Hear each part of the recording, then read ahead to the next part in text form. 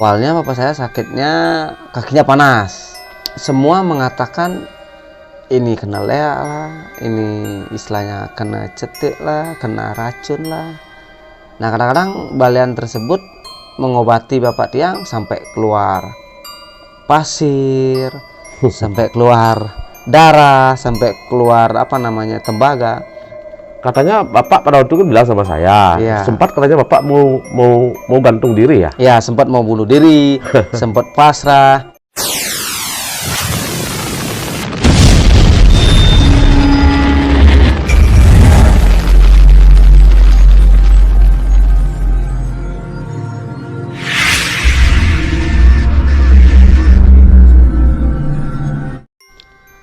Om Swastiastu. Swastiastu.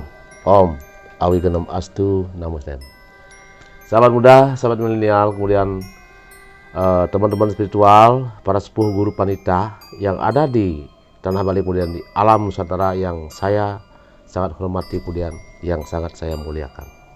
Malam ini saya kedatangan seorang teman, boleh bilang teman, boleh bilang Nana. Jadi Nana teman ngobrol.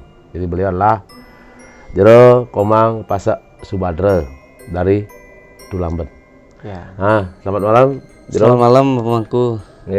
Salam. Hari ini kita ingin berbincang. Nah beliau beliau suka nanya-nanya. Nah silahkan. Ya begini Bapak Mangku. Selama ini kan kadang saya resah, bingung juga. Kadang yang sekarang juga lagi viral-viralnya tentang dukun yang ada di Jawa. Oh iya. Nah sekarang saya tanyakan, apakah sama trik-triknya antara balian yang di Bali sama dukun yang di Jawa? Apakah itu ada kesamaan? Apakah balian yang di Bali menggunakan trik seperti itu juga Bapak Mangku? Dukun balian. Ya. Kalau bahasa Bali dukun, kalau dukun bahasa Bali kan balian ya. Ya. Jadi kalau secara nasional dikatakan dukun kan gitu. Ya. Begini Jero Komang. Sobat muda, saya ingin menjelaskan, mudah-mudahan ini dapat bermanfaat bagi kalian ya. Kalau dukun yang ada di Jawa dengan yang ada di Bali itu sangat-sangat berbeda. Karena begini, kalau yang namanya balian, yang dukun kalau di Bali disebut balian ya. Iya. Balian. Balian yang sesungguhnya adalah balian dari warisan nenek moyang kita, dari Hindu kuno. Hindu kuno, di mana sampai sekarang masih itu diterapkan di Jawa, di Tengger, ya mungkin di daerah Trowulan atau di mana ada Hindunya ya. Iya. Ada Hindunya tuh masih memakai dukun, karena dukun tuh dianggap suci. Kalau orang Hindu kuno itu dukun dianggap suci. Iya. Bahkan di Bali itu ada yang di Pura Puncak Penulisan. Iya. Itu yang menjalankan persembahyangan, yang memimpin persembahyangan adalah dukun balian, namanya Jero Balian. Jadi beliau sangat disucikan, bahkan beliau sangat dihormati di sana. Jadi beliau kadang-kadang pakaiannya pun tidak seperti kita yang pakai serba putih, ini udang putih, semuanya putih semua. Nah, beliau kadang-kadang pakai udang batik, rambutnya terurai, kemudian pakai selempot kayak begini gitu ya. Nah itu ada di penulisan itu sampai sekarang. Nah itu kalau dukun yang ada di Jawa sampai sekarang itu yang masih menganut Hindu kuno, masih itu dukun sangat dihormati. Karena dukun adalah sebagai pertapakan, sebagai abdi suci dari Hindu itu sendiri, dari Hindu kuno itu sendiri sampai sekarang yang ada penulisan itu. Tapi era sekarang kan banyak pemangku-pemangku sudah yang menjalankan upacara-upacara itu. Itu Hindu yang sudah berkembang. Sekarang ini tidak memakai kayak yang ada di penulisan, karena beliau masih percaya dengan Hindu kunonya. Jadi itu memang kalau di penulisan itu ada arca-arca yang masih seperti arca yang di Jawa. yang di Pura Prambanan itu mirip-mirip itu, jadi arca-arca itu jadi masih kuno sekali. Masih kuno dan masih disucikan seperti itu Bapak Mangku ya. Nah, kalau sekarang di era zaman sekarang ini orang anak muda milenial memanggil balian. Balian disamakan adalah orang yang menjalankan usade. Usade, orang yang menjalankan tenung, usade. Nah, tenung itu macam-macam ada itu. Iya. Baik tenung yang sifatnya tenung dengan cara-cara tentu dia belajar.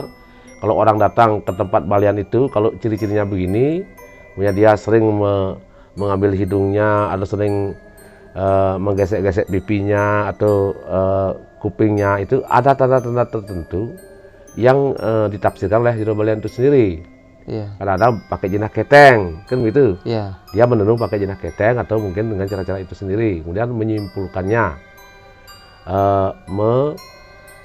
menyimpulkan jadi satu kesimpulan, kan gitu. Itu pun betul bisa diyakini tentang yang sebenarnya itu. Memang mengena itu. Iya. Itu apa ajaran-ajaran Hindu kuno itu. Jadi tenung apapun ajarannya itu masih mengena. Tetapi sekarang di Bali lebih cenderung kayak Bapo ya. Bapo kadang-kadang dikatakan balian ya. Iya. Balian. Bapo sebenarnya bukan balian ya. Bukan balian di sini. Bapo tuh sebenarnya menganggap diri itu adalah sebagai baktonya beliau, sebagai pengayah beliau. Karena Bapo sehari-hari adalah memargiang seperti seorang pemangku. Memang Bapo mangku juga gitu. Iya. Mangku pengayah lah istilahnya.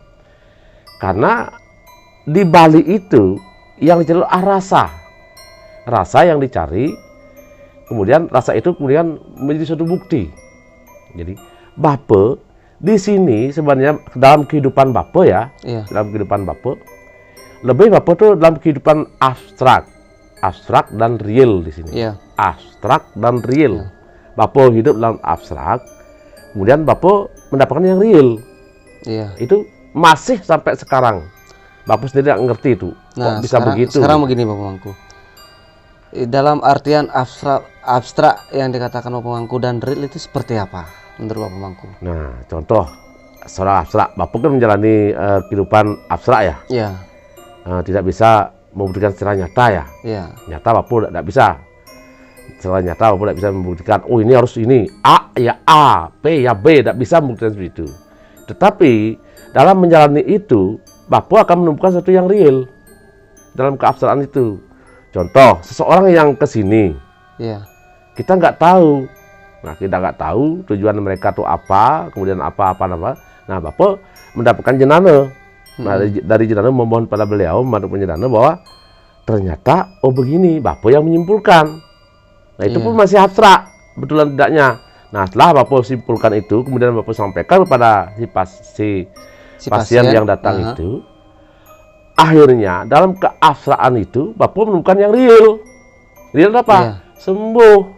Nah, entah bagaimana caranya beliau itu menyembuhkan, Bapak sendiri nggak tahu. Iya.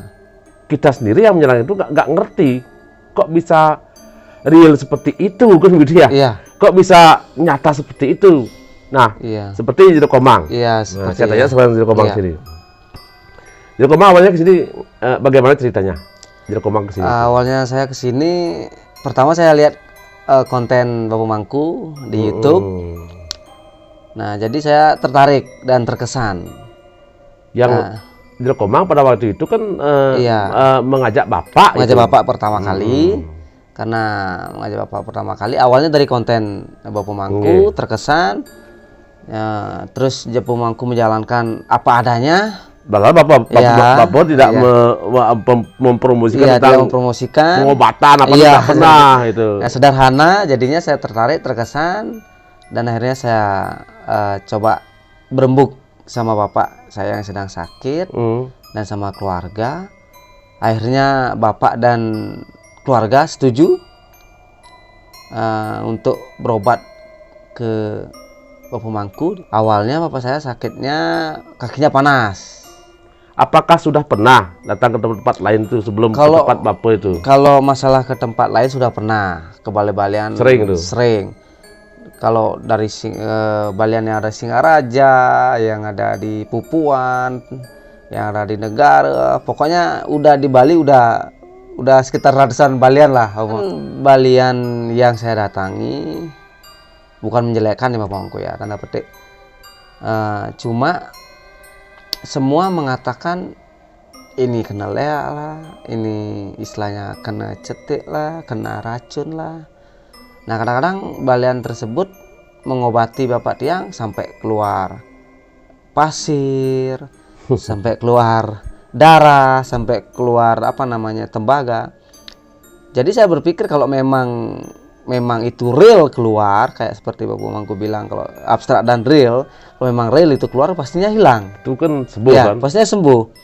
Secara logika, karena Tiang sendiri istilahnya mengenyam dunia pendidikan sampai bangku kuliah, jadi saya berpikirnya logika, kalau memang seperti itu yang keluar pasti sembuh. Jadinya nggak sembuh-sembuh, jadinya saya nggak percaya. Katanya Bapak pada waktu itu bilang sama saya, Iya. sempat katanya Bapak mau gantung diri ya? Ya, sempat mau bunuh diri, sempat pasrah. Jadinya saya kembali ke pembicaraan yang tadi, terus saya berembuk sama keluarga, sama bapak, saya ajak ke sini, ke Bapak Jero, Nunas, sama yang Jero Iring, yang Bapak Mangku Iring. Jadinya langsung dari Karangasem, pertama mampir di Sanur dulu. Berapa minggu kita ke sini, jadinya Nunas di sini, akhirnya sembuh. Nah setelah Bapak sembuh kan Jero Komang langsung berobat. Iya. Padahal Jero Komang awalnya tidak percaya Iya. kan? Awalnya saya nggak percaya, dia nggak percaya. Heeh. Saya ingin membuktikan Bapak dulu, kalau misalnya Bapak sembuh, baru saya. Memang tujuan Tiang seperti itu. Saya juga sakit waktu itu Bapak Mangku, tapi saya belum bilang karena Bapak saya masih dalam proses pengobatan. Enten Bapak Mangku. Akhirnya saya buktikan sendiri. Akhirnya tenggorokan saya yang agak-agak seperti kering, kayak aus lalu gitu. Nah sekarang udah sembuh lah Bapak Mangku, berkat Bapak Mangku Nunasang sarang ide yang Ya bukan karena saya, tapi ide yang sudah memberikan. Jero Komang percaya nggak itu yang memberikan? Percaya. Bukan saya. Ya. Saya sendiri pun di sini hidup saya abstrak. Iya. Saya sendiri heran. Nah sebegitunya Bapak itu sampai mau bunuh diri, katanya tuh seperti dibakar katanya kakinya kan. Memang benar. Udah bertahun-tahun sakit, udah mau gantung diri.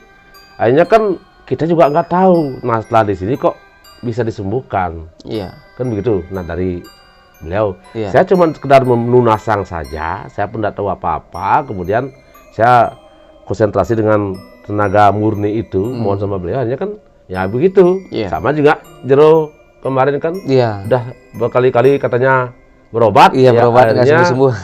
sembuh. Akhirnya berjodoh sama Bapak Mangku, Hmm. dan Bapak Mangku Nunasang sarang ide, akhirnya ide memberikan lah. Nah itu yang Tiang bilang tadi itu abstrak, hidup Tiang abstrak, tetapi dalam proses hidup Tiang tidak tahu Tiang menemukan yang real. Iya. Jawabannya real. Nah itu pun Tiang lakoni sampai sekarang. Saya tidak dikasih tahu sama beliau bagaimana prosesnya, tetapi saya sudah mendapat hasilnya. Saya sendiri loh. Iya. Saya sendiri sampai heran. Nah maaf ya, di sini kita tuh bukan promosi. Saya tidak promosi. Saya sebenarnya seorang pelukis. Dari sanalah saya tuh memang mencari rezeki. Nah terkait kalau orang datang ke sini seperti Jero Komang ini, memang kita tak pernah mengundang. Jadi di konten-konten Tiang pun sebelumnya tidak pernah praktik tentang pengobatan, tidak pernah. Iya, itu. benar. Paling-paling saya berbagi tentang pengeleakan, kemarin tentang melik dan sebagainya. Tidak pernah saya praktik tentang Ya. pengobatan begitu. Nah itu sangat real sekali. Itu memang saya tiang niki saya niki nunas mohon pada beliau. Sampai sekarang saya pun tidak mengerti gitu loh, terjadi seperti itu. Tiang pun sendiri nggak tahu Jero Komang bagaimana tuh proses pengobatan Jero Komang sampai Iya. sekarang bisa sembuh. Iya. Bapak juga bisa sembuh sampai sebegitunya. Nah itu Nah sekarang begini Bapak Mangku, ada yang saya tanyakan lagi, masalah tentang orang yang sakit. Dia bertahun-tahun istilahnya sakit, berbulan-bulan kesana kesini cari balian, nggak sembuh-sembuh. Dan kenapa juga kalau misalnya orang yang sudah banting tulang bekerja, sudah benar-benar rajin istilahnya Bapak Mangku, itu juga nggak bisa merubah keadaan ekonominya. Itu seperti tetap sebegitunya. Tetap istilahnya masih cukup makan, tapi nggak bisa kaya istilahnya. Kalau bahasa kasarnya miskin Bapak Mangku. Nah itu seperti apa Bapak Mangku? Nah di sini Bapak kan realita ya, realita kehidupan, kemudian Bapak hubungkan dengan kenyataan secara kehidupan juga, kan begitu. Orang yang seperti itu biasanya dari jenana Bapak nih, kalau orang yang memang sulit untuk disembuhkan, ada sih beberapa ya, tidak banyak ya, mungkin 1, 2, 3 tuh pernah Bapak alami seperti itu. Memang karena ada hubungannya dengan leluhur. Nah inilah orang Bali, erat sekali hubungannya dengan leluhur. Jero Komang ingat nggak kemarin? Iya ingat. Pada waktu Jero Komang sama bapak tuh berobat ke sini. Berobat Sembuh ya. Nah itu lagi kumat sembuh. Tapi enggak sih kumat seperti yang keras kemarin yang pertama ya. Sudah ada perubahan signifikan 70% ya. Tapi masih kumat. Nah, Bapak kan anjurkan ke Tulamben. Iya, pulang Tulamben. Ke Merajan kan? Ke Merajan ya. Setelah dari Merajan itulah kemudian berangsur-angsur sembuh, kan begitu. Jero Komang sembuh, Bapak juga sembuh. Nah, kenapa? Inilah dari leluhur sudah memberikan jalan. Karena kalau orang kena sumpah apapun, kalau memang sudah leluhur sudah mengkat itu tidak bisa. Terutama ini tentang kekayaan. Kalau kekayaan tuh orang yang mencari pesugihan, baik di Gunung Kawi kah, di di Gunung Kemukus kah. Kalau memang sudah dapat pesugihan di sana, berarti anak-anak keturunan 7 keturunan itu tidak akan makan. Karena rezeki yang harusnya hak si anak di si cucu dan keturunan itu sudah diambil duluan oleh yang mencari pesugihan itu sendiri. Berarti di sini ada perjanjian Bapak Mangku. Ada perjanjian. Jadi 7 keturunan dia tidak akan sulit untuk mengubah kalau sudah kena sumpah. Jadi Bapak selama 30 tahun ya sebagai baktonya beliau, Bapak ini abstrak ya, abstrak dan real. Dan Bapak pun tidak pernah mengatakan bahwa si A, si B, si C yang tadi sini lah kena leak, dia mah leak, dicetik oleh si Anu. Tidak pernah. Yang Bapak jalankanlah memohonkan orang tersebut kepada beliau untuk kesembuhan. Nah, kalaupun dilihat di jalan Bapak itu si B, si C ngeleakin atau membuat sakit, Bapak akan keluarkan itu. Cuman yang membuat beban. Kenapa? Ya membuat beban. Kalau Jero Komang sekarang, Bapak bilang bahwa Jero Komang disakiti oleh mertua Jero Komang sendiri. Nah tentu Jero Komang akan bermusuhan dengan mertua. Benar. Bukan kesembuhan yang Jero Komang dapatkan, tapi sakit yang Jero Komang. Tambah beban jadinya. Tambah beban jadinya kan. Nah itu, jadi Bapak tidak pernah ngomongin seperti itu. Sekarang Bapak mohonkan kepada beliau supaya disembuhkan, diprotek lah. Jadi dikasih dilindungi sama beliau Sunan yang ada di sini. Tidak pernah Bapak bilang bahwa Anda ini saya kira oleh Sianu sampai ini, tidak pernah. Kena cetik oleh Sianu, tidak. Nah, cuman Bapak menyarankan supaya lebih berhati-hati, kemudian lebih mencari kesembuhan. Nah, otomatis itu dikasih sama beliau. Mungkin kalau Bapak menjual sedikit trik-trik ya, Yanu ngeleakin, Yanu yang menyakiti. Nah, tentu si orang itu akan senang mendengarkan, dengan jengahnya mendengarkan, kemudian dia ada rasa dendam. Rasa dendam ya benar. Jadi nggak sembuh. Jadi dia berontak di rumah. Itu memang realita Bang Mangku. Nah, saya sekarang tanya sama Jero Komang. Dulu ada seorang profesor doktor datang ke sini. Profesor doktor, dia tuh S3 ya. Nah, dia tuh ini bersaudara nih. Nah, si profesor doktor ini, si S3 ini kaya orangnya. Rumahnya bertingkat, banyak punya investasi, mobil mewah, hidup harmonis, damai dengan keluarganya. Nah, satu keluarga yang satu darah, kan begitu, saudara itu. Nah, dia tuh di mana-mana dia memohonkan lunasang ceritanya itu pada seorang Balian. Nah, mungkin di Balian tuh bagaimana kita ngerti juga. Nanti katakan si yang mau pindah sini seorang yang dia pedagang, hidupnya sederhana dan miskin dia tuh, tidak berkembang hidupnya. Nah, dikatakanlah oleh si Balian itu bahwa yang menyakiti dialah seorang yang bisa ngeliat. Seorang yang bisa Si dokter ini dikatakan bisa ngeliat. Si dokter, ya. si profesor dokter yang dikatakan bisa ngeliat. Nah, sampai dia tuh mengeluh, kok saya dikatakan ngelekin si anu Pak Jero, saya coba tes saya nih, apa benar saya bisa ngeliat kan gitu sampai gitu, sampai sebegitunya di sini. Nah, sekarang saya tanya Pak Jero Kemang, apa menurut Kemang masuk akal nggak itu? Kalau secara logika, secara pemikiran, secara rasional, saya sih nggak percaya. Tiang sendiri sih nggak percaya, Bang. Maka seorang dokter, apalagi seorang profesor, kan berarti udah mapan.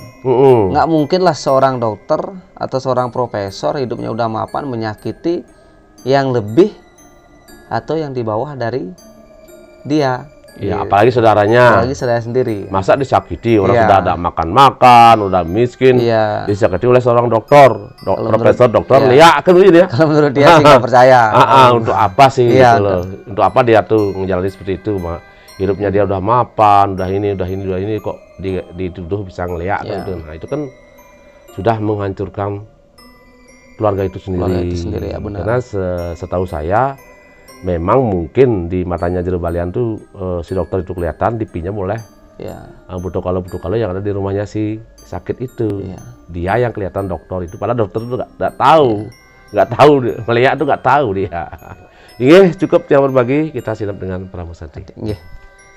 Om Santi Santi Santi Om. Suk semua Bapak Mangku atas waktunya. Rayu.